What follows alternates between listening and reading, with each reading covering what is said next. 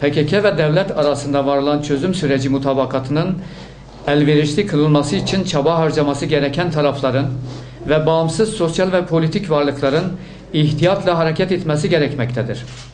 Hasreten Suriye'de Rojava ve muhalifler arasında yaşanan gelişmelerin de çözüm sürecini sabote edecek ve yeni bir şiddet olgusu inşa edecek tarzda ele alınmaması gerekmektedir. Suriye'de Rojava ve muhalifler arasında yaşanan çatışmaları, provokatif, keskin açıklamalar, Molotov kokteylli saldırılarla çözüm sürecini yükseltmeye çalışan toplumsal zeminlere aktarmak, ihtiyatla hareket etmesi gereken sorumlu sosyal ve politik unsurların kaçınması gereken bir yaklaşım biçimidir. Aksi davranış, akla uygun olan tecrübelerle değil de gerçekliği ve sağlayacağı yararı kendinden menkul duygulara hareket eden acemilerin veya kötücül unsurların işidir. Türkiye'de yaşanan 30 yıllık sürecin sonunda Kürtlerin istemlerinde haklı olduğu kabul edildiği gibi aynı haklılığın benzer tecrübeleri yaşamaya gerek kalmadan Suriye'deki Kürtler için de geçerli olduğunu kabul etmek, zalim Suriye rejimine muhalif olan unsurların yapması gereken akıllıca ve dolayısıyla iyi niyetli bir yaklaşım olacaktır.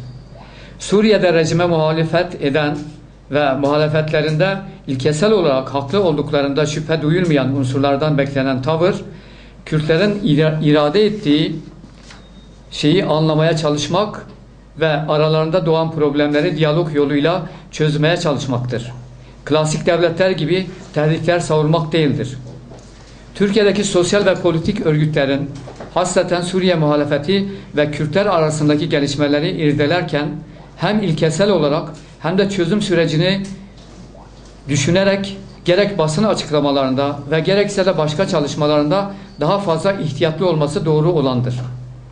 Bu minval üzere açıklamalarda sorumlu bir dilin tercih edilmesi ve sosyal medya üzerinden bu konunun mutakip Özgürder'in Van şubesine ve ardından Diyarbakır Özgürder şubesine yapılan Molotov kokteylli saldırıları şiddetin açık bir göstergesi ve hukuksal misyonumuz gereği olarak kınıyor ve benzeri ihtiyatsız açıklamaların ve saldırıların yaşanmaması konusunda tarafları dikkatli, itidalli olmaya, topraklarımızın ve halklarımızın huzuru ve barışı adına çağırıyoruz. Çözüm sürecine zarar verecek ve yeni bir şiddet olgusunu inşa etmekten başka hiçbir şeye hizmet etmeyecek tutum ve davranışlardan kaçınmayı tüm sosyal ve politik unsurlara önerir ve son olarak şunu taraflara hatırlatırız. En temel dini ve insani ilkelere ters davranarak işleri bozan sosyal ve politik unsurlar tecrübenin verdiği faydayı kendisine haram eden ve dolayısıyla toplumun mağduriyetine ve dinin istismarına bulaşan unsurlardır. Rojava konusunda mazlumlar defalarca yaptığı basın açıklamalarıyla Rojava halkının meşru taleplerini, yani Rojava'daki Kürtlerin meşru taleplerini desteklediklerini ve Rojava halkının yanında olduğunu, mazlumlardan yana olma, mazlum halklardan yana olma, mazlum halkların kendi iradeleriyle kendi haklarını kazanma mücadelesinde mazlumlar bugüne kadar göstermiş olduğu tavır da ortadadır. Mazlumlar kim olursa olsun, hangi dinden, hangi ırktan veya hangi ülkede olursa olsun kendi iradesiyle kendi haklarını kazanma mücadelesi veren bütün halkların yanında olmuştur. Bunu defalarca açıklamıştır. Rojava konusunda da bunu açıklamıştır. Bu doğru kısmı. Ama bir STK'nın karşısında olmak bence bu biraz